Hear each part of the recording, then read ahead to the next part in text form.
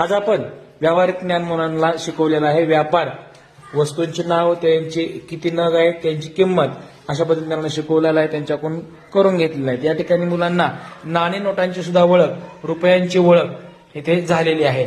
तर उदाहरण तुम्ही तुम्हाला मुलांनो, मला 250 म्हणजे 250 रुपये मला दाखवा करून. चला 250 कोण करून दाखवे? 250 ला काय करायला पाहिजे? छोट्या नोटा घेणार का मोठ्या नोटा घेणार? अगोदर मोठ्या. कोणती नोट घेणार? मोठ्या. 100ची. किती घेणार? 2 म्हणजे 200. आणि वरची 50 साठी काय करणार? 10च्या नोटा घेणार. किती? 5. Very good. कार्ड दाखवा आम्हाला पटपट. 250 मोजा, दाखवा मोजून. 100. हा 200. हा 200 आणि 10 हा 20 30 40 50. लक्षात आलं का?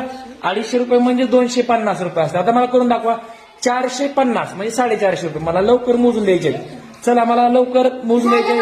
झाले. Very good. दाखवा, मोजा लवकर. 100 200 300 400 10 20 30 40 50. आता कसं बोलू शकतो मी? मला 410 420 430 440 आणि 450 म्हणजे 450. आता मला 750 म्हणजे 750 रुपये. चला मोजून दाखवा पटपट. 750 लवकर, वेळ लावायचा नाही. म्हणजे मध्ये किती नोटा घेणार? शंभू. 750 मध्ये किती नोटा घेणार? कोणत्या नोटा घेणार? किती घेणार? 7. आणि 50 साठी काय करणार? कारण आपल्याकडे 10च्या नोटा आहे. झालं तुझं? Very good. संख्या तुझं संख्या झालं का? सगळी करायचं. येत नसलं एकमेकाला सांगायचं मित्रांनो. 100च्या 7 नोटा घे म्हणजे 700 होतात. 10चे 5 घ्यायच्या. 50 750 म्हणजे 750.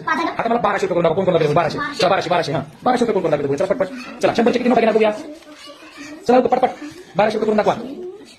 चला किती घ्यायचे नोटा मग 100च्या? 1200 रुपये म्हणजे किती असते? चला चालेल. चला म्हणा. चला 100 200 300 400 500 600 700 800 900 1000. 200 म्हणजे पुढे 1100 रुपये 1100 आणि 1200 असं होतं. कळलं का? 1200 असंच तुम्हाला 1500 1600 1700 2100 2200 किती घरच्यांना जरी सांगितलं तर आपल्याला नोटा मोजता आल्या पाहिजे. समजलं? तर अशा पद्धतीने आपण नाणी नोटा आणि व्यापार हा तुम्हाला कळायला पाहिजे. समजलं ना? हा. Okay bye.